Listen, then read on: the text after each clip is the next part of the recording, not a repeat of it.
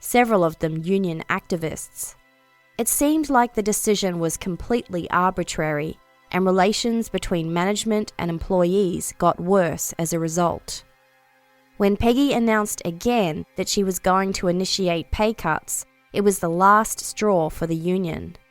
They had grave concerns that safety in the mine was being compromised because of Peggy's pursuit of profit.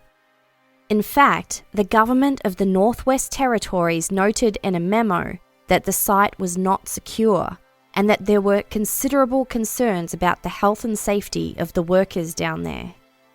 Enough was enough. The union employees decided they were going to refuse to work in the mine until Peggy backed down. They planned a strike.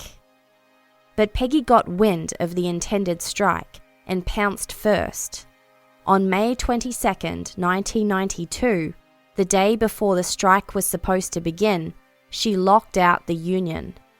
A lockout is the reverse of a strike, when the employer won't allow union employees to work until they accept the proposed terms of employment. In this case, obviously Peggy wanted to force lower wages on the unionized employees, only allowing them to come back to work when they had accepted her proposal and backed down.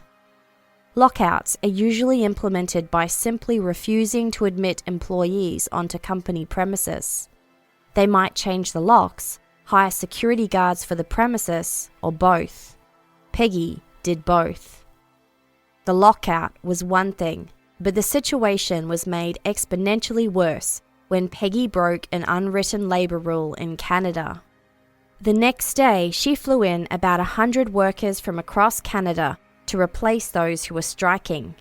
Strike breakers. Although this tactic was illegal in a handful of provinces, strike breakers were allowed under the federal labour laws that governed the Northwest Territories. The replacement workers were airlifted by helicopter over the picket lines and onto the mine site, where they were housed and fed in temporary shelters. These tactics only served to undercut the strike and enraged the union members.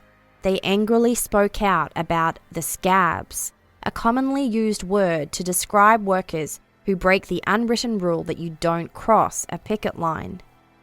Bill Scram, a union leader at the time, said, quote, "When somebody scabs you, it's worse than being robbed in the street. They rob your family, they steal the food off your table, take the roof over your head. They're thieves of the worst kind." The striking miners saw this as a mammoth betrayal.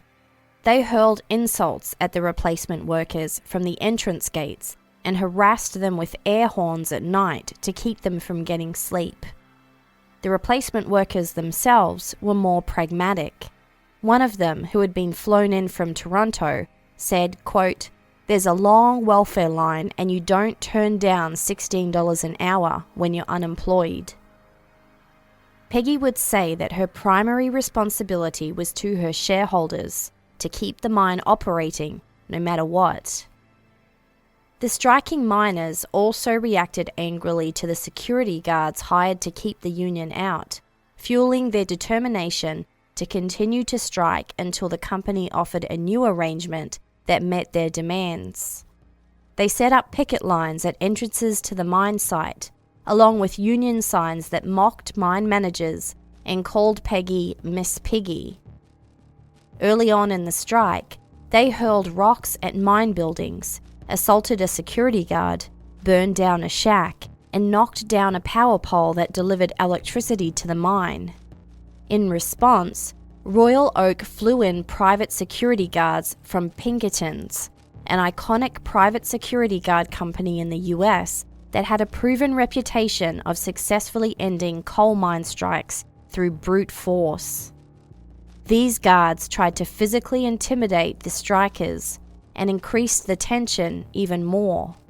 The RCMP responded by bringing in a riot squad from Edmonton.